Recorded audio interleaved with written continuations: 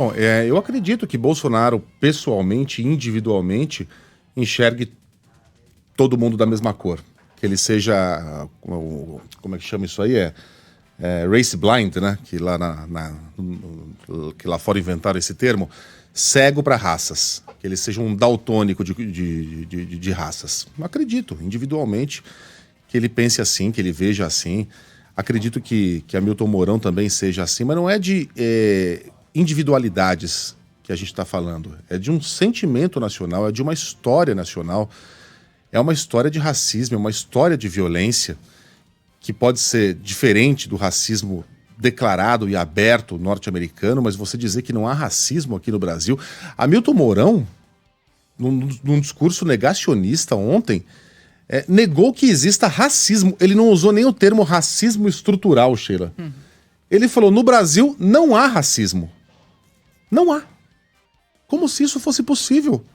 Especialmente num país que até um dia desses estava vivendo ainda sob a égide da escravidão.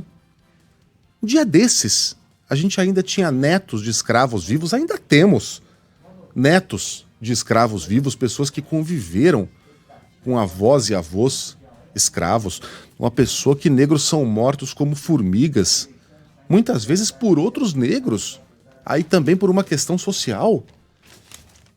Essa é uma questão que tem que ser discutida, e sim, não tem que ser discutida na base da porrada no incêndio, do vamos quebrar tudo.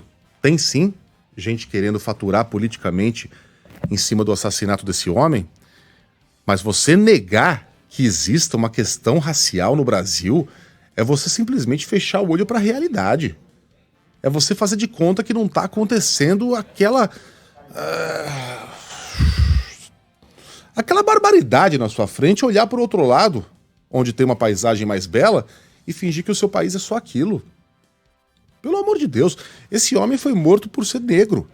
Ah, mas ele era um agressor de mulheres, ele era um delinquente, ele deu o primeiro soco. Tudo isso é verdade, ele já foi preso 2 vezes. Não era um santo, não é um mártir. A gente não está falando de um Martin Luther King aqui, de um herói da classe negra, de um herói do povo brasileiro, de um... Não, a gente estava falando de um ser humano com 1000 falhas, que já teve 2 passagens por agressões contra a esposa, no âmbito da Lei Maria da Penha, que havia ameaçado, até onde a gente sabe, de agressão uma pessoa lá dentro do supermercado, daquela loja do Carrefour, que deu o primeiro soco. Mas nada disso é relevante. Não existe pena de morte no Brasil, e se existisse, não seriam seguranças do Carrefour, ou de uma empresa que presta serviços para o Carrefour, que decidiriam quem deve morrer e quem deve viver. O fato de ele ter dado o primeiro soco é irrelevante quando ele está cercado por 2 pessoas preparadas para imobilizar um ser humano. Mas eles continuaram batendo, e batendo, batendo e batendo, enquanto o chão era tingido pelo sangue da vítima. Ele pode ter sido o que quer que tenha sido nos meses, anos, dias, semanas que antecederam o crime. Naquele momento ele era uma vítima, e somente uma vítima, independentemente da qualidade de ser humano que ele era. E a gente nunca vai poder provar, a gente nunca vai poder afirmar categoricamente, mas a gente, com base na história desse país, inclusive na história de seguranças dessa rede aí de supermercados, que já mataram cachorro, já mataram um idoso, em outras lojas, obviamente, por ter sido confundido com ladrão de carros, a gente pode supor, sim, com algum grau de certeza, que esse homem foi morto porque era negro. Fosse branco, teria sido imobilizado. Fosse branco, teria sido levado para a delegacia. Fosse branco, não teria sido enterrado neste fim de semana. Dá para afirmar com algum grau de certeza que é isso que aconteceria.